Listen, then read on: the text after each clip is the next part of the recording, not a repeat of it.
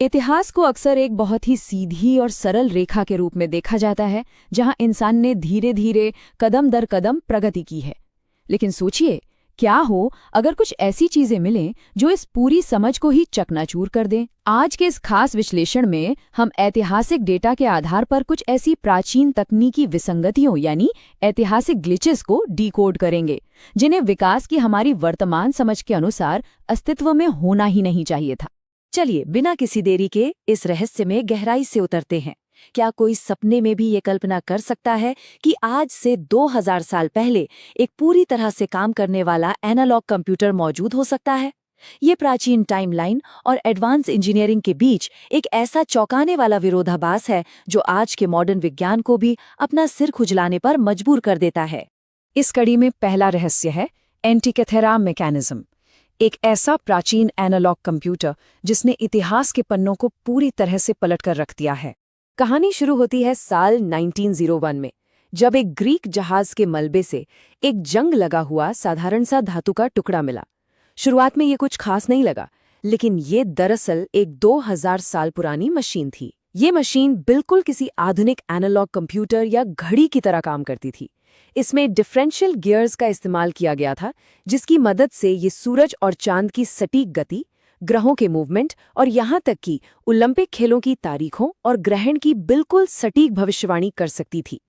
अब यहाँ जो बात सबसे ज्यादा दिलचस्प है वो है ये नंबर 37। आधुनिक एक्सरे इमेजिंग और 3D स्कैन से जब इसे देखा गया तो पता चला कि इस छोटे से उपकरण के अंदर ठीक 37 बेहद सटीक ब्रॉन्ज गियर्स एक दूसरे से इंटरलॉक थे। ये गियर्स कोई साधारण पुर्जे नहीं थे, बल्कि अंतरिक्ष और समय की जटिल गणनाएं करने के लिए एक बेहद एडवांस सिस्टम के रूप में काम करते थे। अब जरा इस विरोधाभास की गहराई को समझते हैं। ईसा पूर्व युग में इंसानों के पास बहुत ही बुनियादी और साधारण औजार हुआ करते थे। उस समय धातु को मिलीमीटर की सटीकता से काटने वाली लेथ मशीनों का तो कोई नामो निशान तक नहीं था। फिर भी एंटिकैथेरा में इतने जटिल और सटीक 37 मेटल गियर्स का नेटवर्क मौजूद है।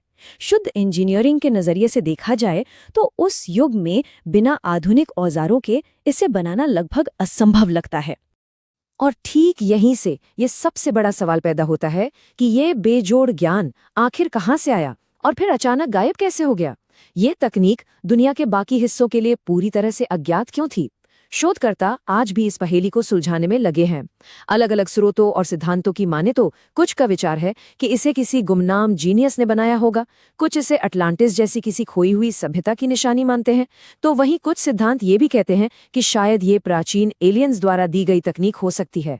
हम यहाँ किसी एक सिद्धांत का पक्ष नहीं ले रहे हैं, लेकिन ये सभी संभावनाएं इस रहस्य को और गहरा जरूर कर देती हैं। प्राचीन हार्डवेयर की इस चर्चा के बाद चलिए अब रुख करते हैं एक और बड़े रहस्य की तरफ, द वॉयनेज मैन्यूस्क्रिप्ट। इसे अगर हम इतिहास का सॉफ्टवेयर ग्लिच कहें तो बिल्कुल गलत नहीं होगा। इस 440 से ज्यादा पन्नों वाली किताब की कहानी भी कम हैरान करने वाली नहीं है।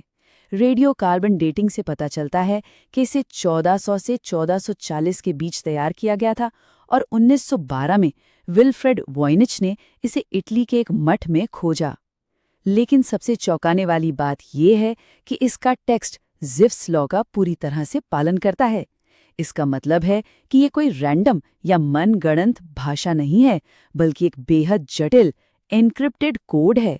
एक ऐसा कोड जिसे आज का सबसे शक्तिशाली और एडवांस्ड आर्टिफिशियल इंटेलिजेंस भी डीकोड करने में हार मान चुका है। इस किताब के पन्ने पलटने पर जो तस्वीरें सामने आती हैं वो और भी ज्यादा अकल्पनीय है। इसमें ऐसे अजीबोगरीब पौधों के बोटैनिकल डायग्राम बने हैं जिनका धरती पर कोई अस्तित्व ही नहीं है। इतना ही नहीं, मध्यकालीन यूरोप के सामान्य ज्ञान से कोसों दूर इसमें अनजान तारों और आकाश गंगाओं के बेहद सटीक एस्ट्रोलॉजिकल चार्ट्स मौजूद हैं।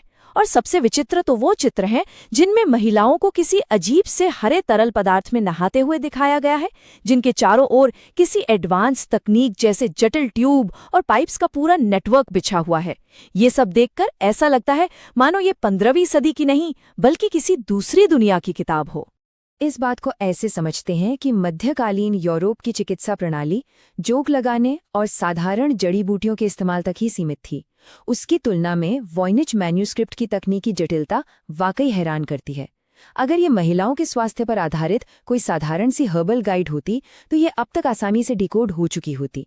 और अगर कोई ये कहे कि ये सिर्फ पैसे कमाने के लिए बनाया गया कोई धोखा था, तो सोचने वाली बात है कि 15वीं सदी का कोई भी इंसान इतनी परफेक्शन के साथ एक बिल्कुल नई, सिस्टमैटिक और क्रिप्टोग्राफिक भाषा आखिर क्यों गढ़ेगा। अब हम पहुंच रहे हैं अतीत की उन पहेलियों तक जो आज भी पूरी तरह से अनसुलझी हैं। तो इस पूरे विश्लेषण का सबसे अहम बिंदु ये है कि चाहे ये उपकरण किसी खोई हुई सभ्यता का रिकॉर्ड हो या फिर कोई बाहरी ज्ञान, ये मैकेनिज्म और मैन्युस्क्रिप्ट्स हमें ये स्वीकार करने पर मजबूर कर देते हैं कि मानव इतिहास बिल्कुल वैसा नहीं है जैसा कि आम तौर पर किताबों में एक सीधी रेखा के रूप में पढ़ाया जाता है। ये केवल धूल खाती पुरानी वस्तुएं नहीं हैं, ये इंजीनियरिंग और हमारे क्रमिक विकास की बुनियादी समझ को दी गई एक बहुत बड़ी और सीधी चुनौती है। और अंत में ये सब हमारे सामने एक बहुत ही गहरा सवाल छोड़ जाता है, क्या मानव इतिहास का रिकॉर्ड मौलिक रूप से अधूरा है? इन प्राचीन और एडवांस तकनीकी विसंगतियों को समझने के बाद ये सोचना लाजमी हो जाता है कि इतिहास की इन खामोश गहराइयों में और कितने ऐसे एडवांस्ड रहस्य दबे पड़े हैं जिन्हें खोजना अभी बाकी है। क्या हमारा अतीत वाकई उतना ही एडवांस था जितना हम आज अपने भविष्य को मानते हैं? ये निश्चित रूप से गहराई से सोचने का विषय है।